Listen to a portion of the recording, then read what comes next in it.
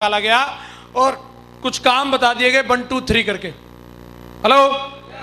और उस पे इतना भरोसा कर सकते हैं कि उस पे प्रैक्टिकल करके देख लिया गया, एक आदमी के ऊपर, 2 आदमी के ऊपर, 100 आदमी के ऊपर, 1000 आदमी के ऊपर, 10,000 आदमी के ऊपर, लाख, 10 लाख, 20 लाख, 50 लाख लोगों पे सर्वे करके देख लिया, ये तरीका परफेक्ट है, ये काम करता है।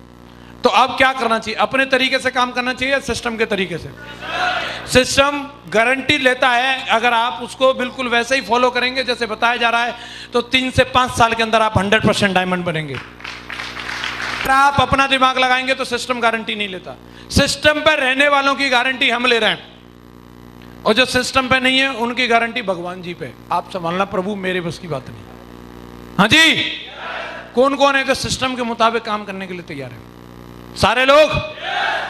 अगर आप सिस्टम को समझ लोगे और सिस्टम पर रहोगे तो आपको कामयाबी जरूर मिलेगी। आज इतना समय नहीं है कि हम पूरे सिस्टम को यहाँ पे आपको पूरा डिफाइन करके बताएं, बट लेकिन सिस्टम की कुछ बातें आपसे जरूर करेंगे। सिस्टम किस तरीके से काम करता है और सिस्टम में क्या हम लोगों को बताया गया है। सिस्टम ने हम लोगों को बताया है कि आपको 8 स्टेप ट्रेनिंग में जाना चाहिए, बताया कि नहीं? सिस्टम ने हमें 3 कार्डिनल रूल्स के बारे में बताया है, सिस्टम ने हमें 3 पावर्स के बारे में बताया है, सिस्टम ने हमें पाथ दिया है, सिस्टम ने हमें दिशा दी है। सिस्टम हमें हर एक चीज जो हमारे दिमाग में आती है वो पहले से उसके मालूम है। सिस्टम ने 10 कोर स्टेप दिए।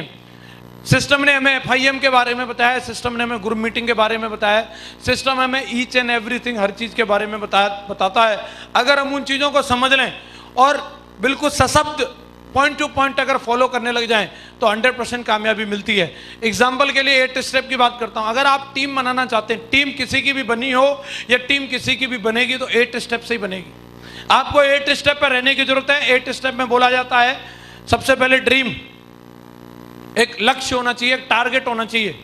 वो हमें एनर्जी देता है, काम करने के लिए कारण देता है, और अगर वो हमारे पास होगा तो हम फुल ऑफ स्पिरिट के साथ काम कर सकते हैं। लेकिन काम करने का कोई कारण नहीं होगा तो हमारे अंदर वो स्पिरिट, वो जज्बा, वो जोश, वो जुनून आ ही नहीं सकता। हेलो। तो आप सेट कर सकते हैं, कंपनी ने भी टारगेट दिया है अगले 3 महीने का।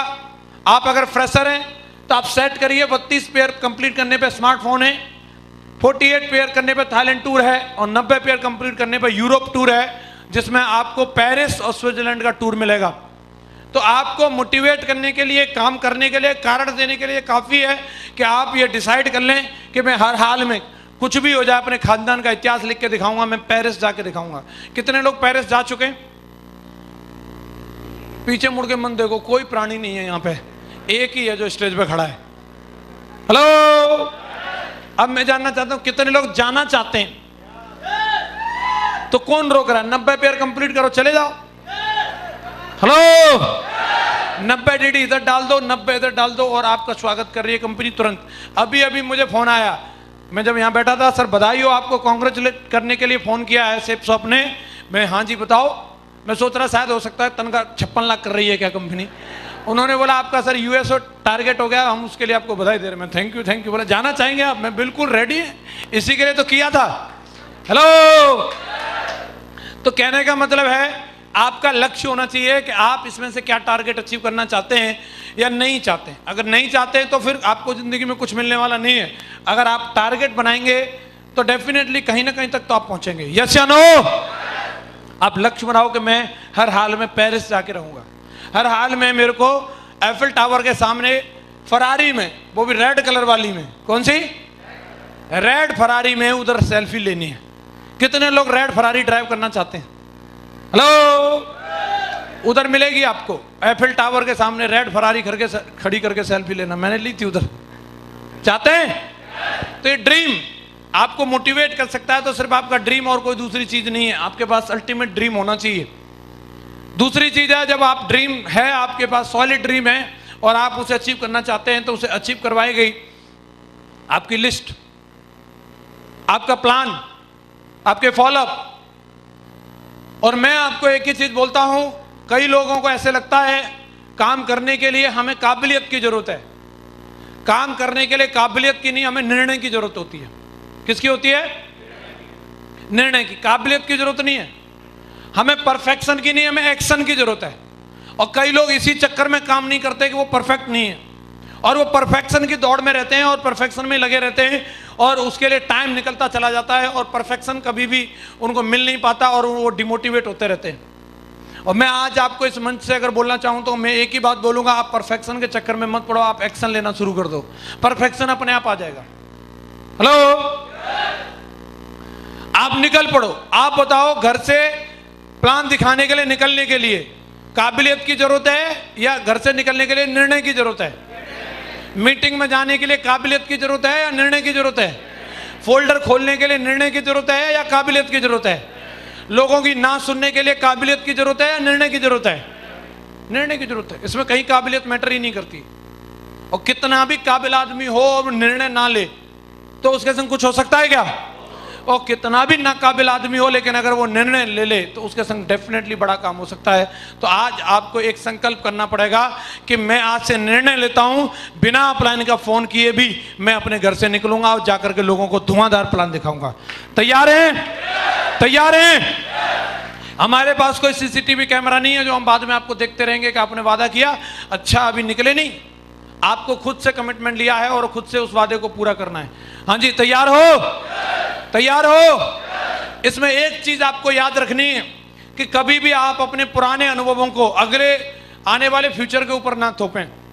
ये जरूरी नहीं होता कि जो आपका अब तक का अनुभव रहा है वही अनुभव आगे रहेगा। होता क्या है, मैंने दो तरीके के लोगों को देखा इस बिजनेस में। जैसे एक कोई व्यक्ति प्लान दिखाने के लिए गया और प्लान दिखाते उसने जैसे शुरू में 2-3 लोगों को प्लान दिखाया और 2-3 लोगों ने उसको हाँ बोल दिया। बोले लो जी पेमेंट ले जाओ। बोले बताओ कितने रुपए देने? बोला 18,000। बोले लो जी गिनो। फटाफट 2-3 जगह से हाँ मिल गई।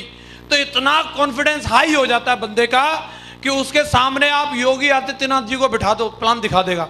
नरेंद्र मोदी जी को भी ले आओ, क्योंकि उसको लग रहा है 2-3 तो डीडी लेके आया हूं। उसका एकदम 7वें आसमान पे कॉन्फिडेंस रहता है। आप समझ रहे हैं?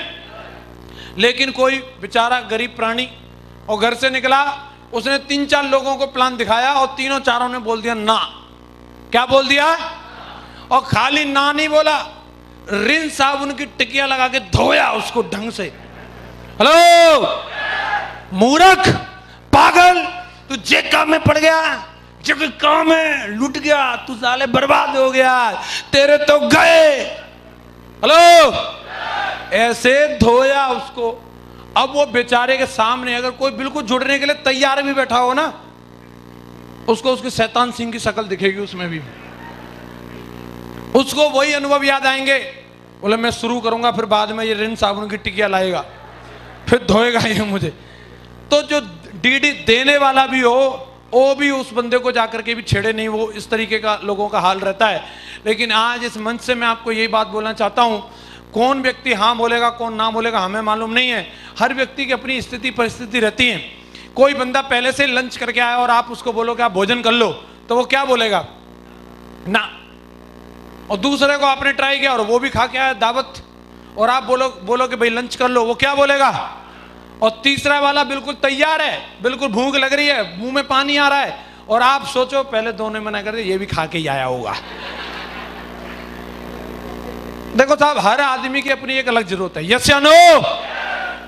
तो ये डिपेंड करता है लोगों के ऊपर, और आपको जाकर के लोगों को बताने की जरूरत है, लोगों को समझाने की जरूरत है। ये कभी आज तक का ये रिकॉर्ड रहा है, पुराने लोगों ने ना बोला हो तो जरूरी नहीं अगले वाले ने भी ना बोला हो। आप रिजेक्शन और सिलेक्शन के चक्कर में मत पड़ो। रिजेक्ट तो दुनिया में कोई किसी को भी कर सकता है। नरेंद्र मोदी जी को भी लोग रिजेक्ट करते हैं कि नहीं करते? और आप देखना, वो फेसबुक पर कोई एक पोस्ट डालेंगे, लोग नीचे कमेंट में लिखते हैं फेंकू तू भाग जा।